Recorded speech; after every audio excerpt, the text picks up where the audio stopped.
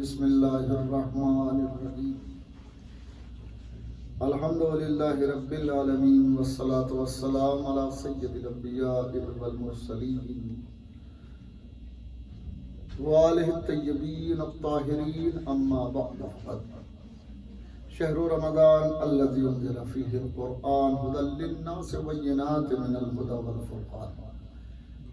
رمضان کا یہ مبارک مہینہ ہے اور اس کی یہ 5ویں شب ہے، یعنی 4تھی تاریخ اس کی گزر گئی اور لائق شکر ہے یہ سال، یعنی 1442 ہجری ہے، یہ 2021۔ اس کے معنی یہ ہوئے کہ یہ قابل شکر اس لیے ہے کہ کم سے کم آپ بیٹھ کے نماز پڑھ رہے ہیں اور ایک جگہ دور دور سے ہی، مگر فاصلے کے ساتھ صحیح، مگر ایک جگہ بیٹھے ہوئے ہیں اور انسانیت کی حفاظت کے لیے دعائیں کر رہے ہیں۔ گزشتہ برس تو اتنا سخت تھا کہ عبادتوں سے بھی محروم تھے اور عبادت قدوں سے محروم تھے، عبادت گاہوں سے محروم تھے اور اپنے اپنے مقام پر بیٹھے ہوئے عبادت کر رہے تھے۔ کم سے کم اس برس اتنا شکر تو ادا کرنا چاہیے کہ اس نے وہ دن مصیبت کے دور کر دیے جو انتہائی مشکل کے دن تھے، یعنی گزشتہ برس 2020 جن حالات میں گزرا ہے، صرف ہم نہیں بلکہ پوری دنیا اس بات کو اچھی طرح سے جانتی ہے کہ پوری دنیا میں ایسا لگ رہا تھا کہ جیسے سناٹے چھا گئے ہیں اور رفتار دنیا کی رک گئی ہے، اور اسی رکی ہوئی رفتار سے ایک اندازہ یہ بھی ہوا اور یقین میں اضافہ ہوا۔ اس رکی ہوئی رفتار سے یقین میں اضافہ ہوا، اور وہ اضافہ یہ تھا کہ یقیناً کوئی ہے جس کے اختیار میں یہ سب کچھ۔ قرآن کی تاریخ تھی، وہ قرآن کے واقعات تھے، وہ قرآن کی داستانیں ہیں کہ جہاں پر ایک ظالم بادشاہ کو ایک مچھر سے سزا دے دی گئی تھی، اور جہاں پر ابابیلوں کے لشکر نے ہاتھیوں کو شکست دے دی تھی۔ یہ قرآن کی تاریخ تھی۔ ہو سکتا تھا کہ اس پر کوئی غیر مسلم جسے قرآن پر یقین نہ ہو وہ یقین نہ کرے کہ کیسے ہو سکتا ہے کہ اتنی چھوٹی چھوٹی چڑیاں اتنے بڑے بڑے ہاتھیوں کو شکست دے دے گی، مگر گزشتہ برس کی اس بیماری نے، کرونا وائرس کووڈ-19 نے اس بات کو ثابت کر دیا کہ وہ صاحب اختیار ہے، اس کے اختیار میں سب کچھ ہے، جو چاہے کر سکتا ہے۔ ہم شکر ادا کرتے ہیں اس بار اس پروردگار کا کہ اس نے اپنی عبادت کا موقع عطا فرمایا۔ پھر حالات کو بہت صحیح تو نہیں ہے مگر پھر بھی بہت بہتر ہے۔ اس گزشتہ برس کے حالات میں اور اس برس کے حالات میں کتنا بڑا فرق ہے، یعنی گزشتہ برس تو یہ وہ زمانہ تھا کہ یہ ہاتھ اس ہاتھ سے ڈرتا تھا، اس ہاتھ سے یہ ہاتھ ڈرتا تھا، آدمی سے آدمی ڈر رہا تھا اور آدمی آدمی سے دور بھاگ رہا تھا۔ اور قرآن یہی تو کہتا ہے وہ قیامت کا دن وہ دن ہوگا کہ بیوی شوہر سے بھاگ رہی ہوگی اور شوہر بیوی سے الگ ہوگا اور بھائی بھائی سے بھاگ رہا ہوگا اور سب الگ ہوں گے۔ یعنی سوچ نہیں سکتے تھے کہ قیامت کا منظر اسی زمین پر موجود ہوگا۔ آپ دیکھیں ایک دوسرے سے نہ لوگوں سے ملنا جلنا تھا، نہ آنا جانا تھا، سب کچھ ختم ہو گیا تھا۔ ایسا لگتا تھا کہ جیسے دنیا بالکل رک گئی ہے اور اس کے بعد ختم ہو جائے گی۔ تو ہم تو یہ سمجھتے ہیں کہ چاہے وہ آئسولیشن کا مسئلہ ہو، چاہے وہ دوسرے مسائل ہوں، ان تمام چیزوں سے قرآن کے احکام اور بیانات کی تصدیق ہی ہو رہی تھی۔ ہر بیان سے، ہر چیز سے تصدیق عزتی ہو رہی تھی اور تصدیق ہو رہی تھی کہ یقیناً قرآن نے جو 1400 برس پہلے کہا تھا وہ آج صحیح ہو رہا ہے۔ ان چیزوں سے تو لگتا ہے کہ انسان اگر قرآن سے قریب ہو جائے تو اسے شکر کا موقع مل جائے گا، اللہ کا شکریہ ادا کرے گا، اور جتنا شکریہ ادا کرتا جائے گا نعمتوں میں اضافہ ہوتا جائے گا۔ نعمتوں میں اضافہ انہی افراد کے یہاں ہوتا ہے، انہی لوگوں کے یہاں نعمتوں میں اضافہ ہوتا ہے کہ جو لوگ اللہ کے شکر گزار ہوتے ہیں. ایک نعمت اللہ نے عطا فرمائی، اس نعمت پر اگر شکر گزار ہو گئے تو اللہ دوسری نعمت سے نواز دیتا ہے، دوسری نعمت دے دیتا ہے. ایک نعمت کے اگر شکر گزار ہو گئے اور اگر اسی نعمت کا کفران کر دیا، یعنی نعمت کا تقاضا تھا کہ اس پر شکر ادا کیا جائے لیکن ہم نے شکر ادا نہیں کیا، شکر ادا کرنے کے بجائے کفران نعمت کیا، کفران نعمت کا نتیجہ یہ ہوتا ہے کہ نعمتوں کو زوال ہو جاتا ہے، نعمتیں ختم ہو جاتی ہیں، نعمتیں چھین لی جاتی ہیں. ہاں، شکر وہ چیز ہے کہ جو نعمتوں میں اضافہ کرتا ہے، چاہے وہ رزق جیسی نعمت ہو، چاہے وہ صحت جیسی نعمت ہو. صحت اگر آدمی کی ہے اور اس وقت میں یہ خیال رکھ لے کہ نہیں، یہ صحت کسی اللہ کی امانت ہے، ہمارے پاس جو صحت اس اللہ کی امانت ہے کہ جس نے ہمیں پیدا کیا ہے، تو اس کو ضائع نہیں کیا جائے بلکہ وہاں پر صرف کیا جائے جہاں خدا ہوتا کیا کہنے ہیں. جزاک اللہ. جزاک اگر یہ احساس پیدا ہو جائے، بے شک طاقتور آدمی ہے مگر اس طاقت کا مصرف ہر جگہ نہیں ہے، ہر جگہ نہیں صرف کر سکتے، اس کو یوز نہیں کر سکتے. ہر جگہ پر کچھ چیزیں ہیں کہ جہاں طاقت کا روک لینا شکر ہے، طاقت کا روک لینا ہی شکر ہے. اور کہیں وہ منزل آتی ہے کہ طاقت کا مظاہرہ ضروری ہو جاتا ہے. تو بیشتر مواقع اور بیشتر جگہیں تو وہی ہیں کہ جہاں پر طاقت کا روک لینا ہی بہترین مصرف ہے. اور شکر پروردگار، میں نے ابھی عرض کیا، یہ سانس اللہ کی نعمت ہے، اس پر شکر ادا کرنا چاہیے آدمی کا. ہم آدمی کے پاس ہے ہی کیا، یہ سانس ہی تو ہے بیچارہ، آ رہا ہے تو زندہ ہے، رک جائے تو ختم ہو گئے. کتنی دیر لگتی ہے.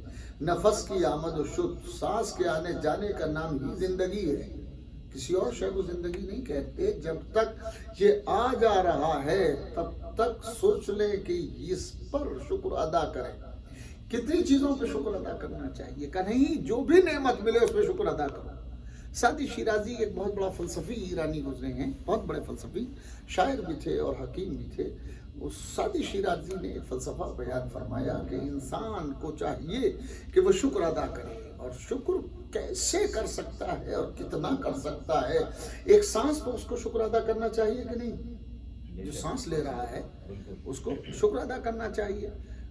پھر وہ ایک فلسفہ بیان کرتے ہیں جو اطباء یعنی حکیم لوگ بھی اس بات کو، ڈاکٹر لوگ بھی کہتے ہیں کہ جو ہم سانس لیتے ہیں یہ سانس اکیلا نہیں ہے، یہ سانس دو چیزوں پہ منحصر ہے. سانس ایک ہے، اسے جب اندر کی طرف لیا جاتا ہے تو اس کا مطلب اور ہوتا ہے، اور جب وہی باہر کی طرف پھینکا جاتا ہے تو اس کا مطلب اور ہوتا ہے. جب وہ اندر کی طرف لیا جاتا ہے تو اپنے ساتھ آکسیجن اور نہ جانے حیاتیات، زندگی سے متعلق کتنی چیزیں ہیں کہ اس کے ساتھ جاتی ہیں ایک سانس کے ساتھ. لہذا یہ کہا گیا ہے، اور یہ بات سائنس نے اس کو پروو کیا ہے کہ ایسی جگہوں پہ رہے کہ جہاں پر پیڑ پودے بہت زیادہ ہوں، وہاں پر سانس کی بات ہی الگ ہے.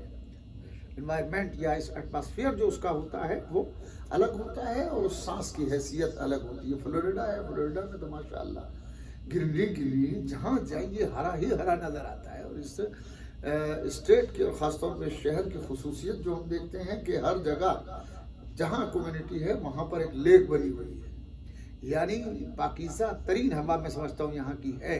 اور یہ ہوا جب ہم اندر کی طرف سانس کے ذریعے لیتے ہیں، تنفس جسے کہتے ہیں، سانس جب لیتے ہیں تو یہ پھیپھڑوں میں جاتا ہے. پھیپھڑوں میں جانے کے، لنگز میں جانے کے بعد جہاں پر خون کو میں آکسیجن شامل کرتا ہے تو یہ حیات کے لیے، زندگی کے لیے معین و مددگار ہوتا ہے. اس وقت میں سعدی شیرازی کہتے ہیں کہ یہ جب اندر کی طرف لیتے ہیں تو یہ سانس ہمارا ایک سانس ہے، اندر کی طرف جب اسی کو لیتے ہیں تو وہ معین و مددگار ہوتا ہے زندگی کے لیے. ہمارے قوا کو مضبوط کرتا ہے، آرگنز کو مضبوط کرتا ہے، ہمارے دل کو مضبوط کرتا ہے، ہمارے دماغ کو مضبوط کرتا ہے. پھر کہتے ہیں کہ جب یہی سانس باہر کی طرف آتا ہے تو اندر کی کثافتوں کو، غلاظتوں کو لے کے باہر آتا ہے.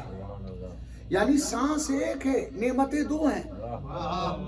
سانس ایک ہے اور نعمتیں دو ہیں، اور مطالبہ یہ ہے کہ جب بھی تمہیں نعمت ملے اللہ کا شکر ادا کرو، یعنی ایک سانس پر دو شکر واجب ہو جاتے ہیں۔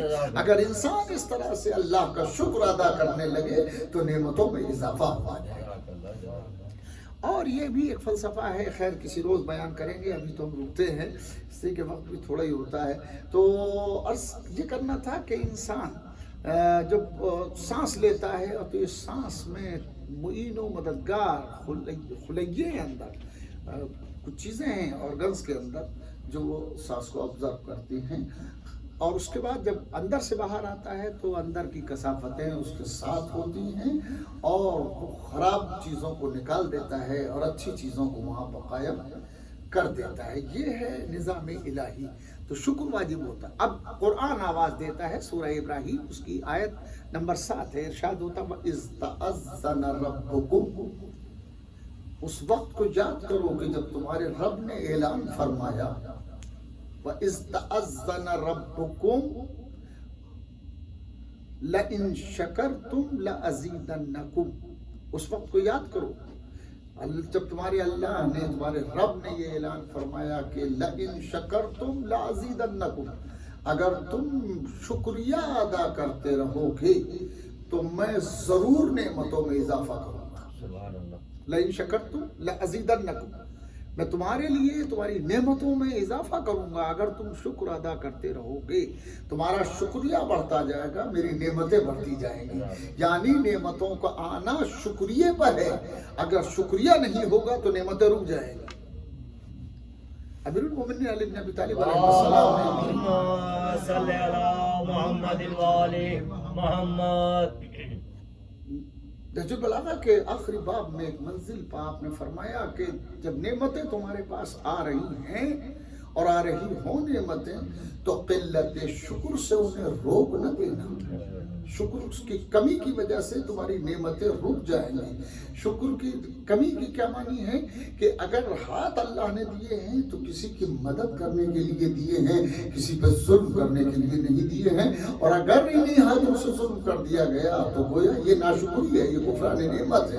کفران نعمت کی وجہ سے وہ طاقت سلب ہو جائے گی، وہ چھین لی جائے گی کہ جس طاقت کو اللہ نے تمہارے لیے عطا کیا۔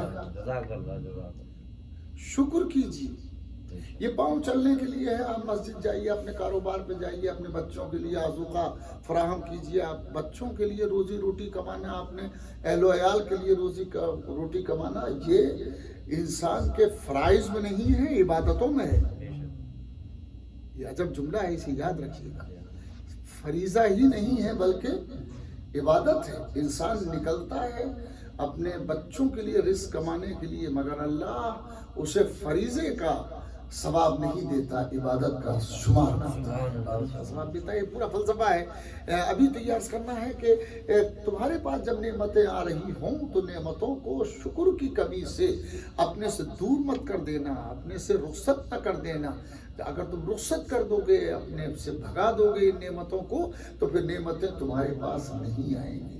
ہمارے پاس نعمتوں کا ایک تسلسل ہے الحمدللہ، اور نعمتوں میں تو ہر چیز نعمت ہے، مگر سب سے بڑی نعمت ذات محمد مصطفیٰ صلی اللہ علیہ وسلم ہے۔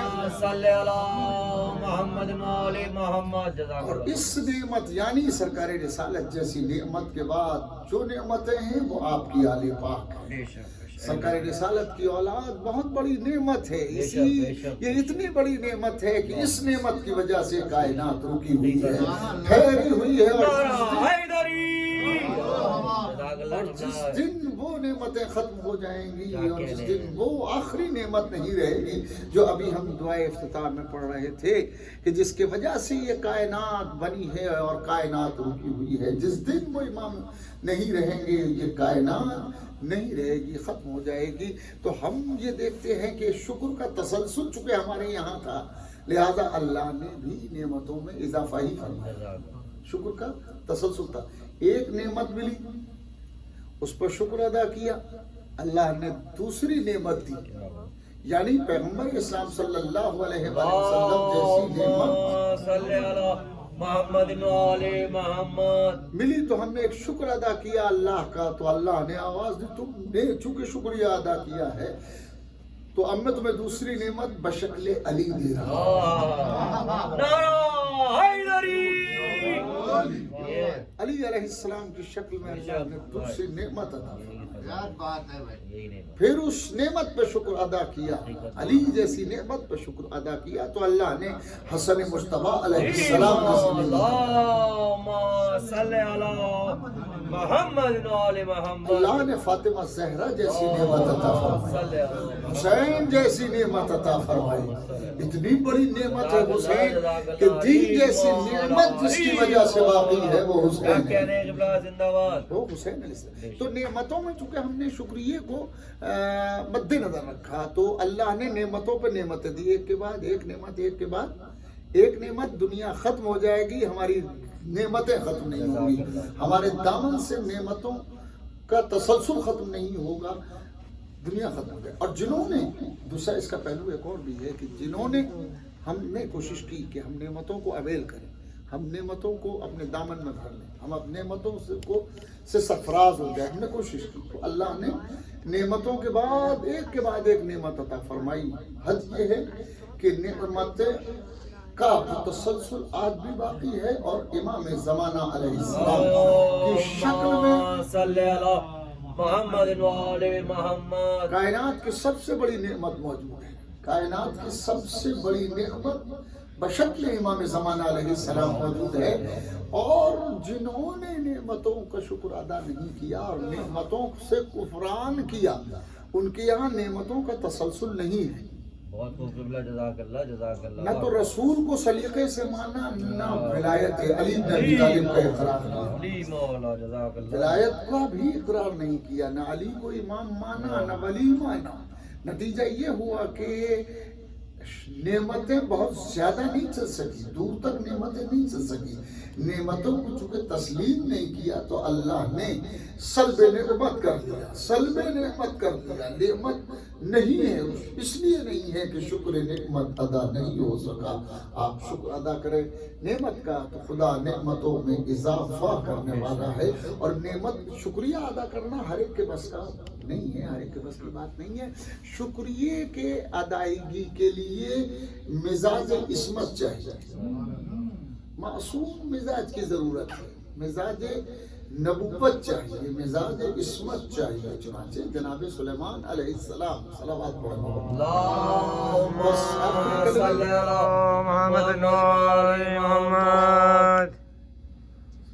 جناب سلیمان ایک جگہ, وہ بہت مشہور واقعہ 1000 بار آپ مجلس میں سنا ہوگا, میں صرف ایک حوالے کے طور پر اسے استعمال کروں گا کہ جناب سلیمان علیہ السلام اس جگہ میں ہوتے جسے وادی نمر کہتے ہیں, اور وہاں پر چیونٹیوں کے سردار نے یہ کہا کہ ادخلوا مساکنکم, اے چیونٹیوں تم اپنے اپنے بلوں میں چلی جاؤ, داخل ہو جاؤ, اس لیے کہ سلیمان کا لشکر آ رہا ہے. جناب سلیمان علیہ السلام نے سنا, اور سننے کے بعد کہا کہ کیا تم مجھے ظالم سمجھتے ہو؟ پوری داستان آپ کے پیش نظر ہے. تو اس نے کہا کہ آپ تو ظالم نہیں ہیں, مگر یہ جو لشکر ہے کہ بہرحال یہ نبی نہیں ہے, یہ نبی نہیں ہے. فتبسم ضاحکا, جناب سلیمان علیہ السلام مسکراتے ہوئے ہنس پڑے, ہنس دی.